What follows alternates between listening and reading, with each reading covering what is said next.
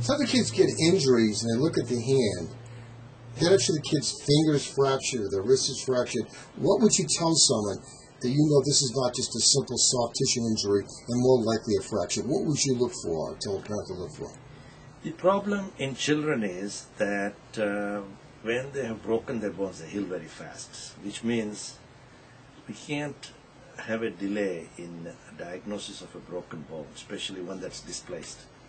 And so I always tell the mother, get an x-ray, whether it's in the emergency room or a neighborhood x-ray place, or come to my office, wherever they can get an x-ray. I tell them to get an x-ray just to rule out a bone injury. So what happens, there are times when bone is broken and the mother thinks this is just a soft tissue injury, and they wait for 10 days and they come to the office. The bone is partially healed and in a bad position.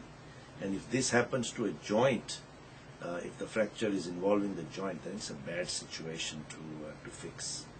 So in other words, if it's except for a little tenderness, you're probably more likely than not get an x-ray. It's very hard for the mothers to really make a judgment, because some kids are tolerant to pain and some are not. And some kids don't even complain of pain for 2-3 days even if they've been injured. Is the term pinpoint tenderness help at all? Yes.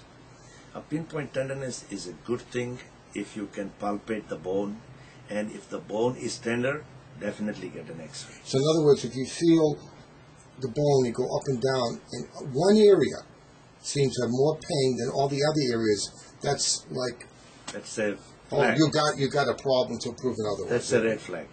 Okay, but if you see a kid and maybe hit with a basketball and the thing is maybe a little bit swollen, you can move it, it seems okay.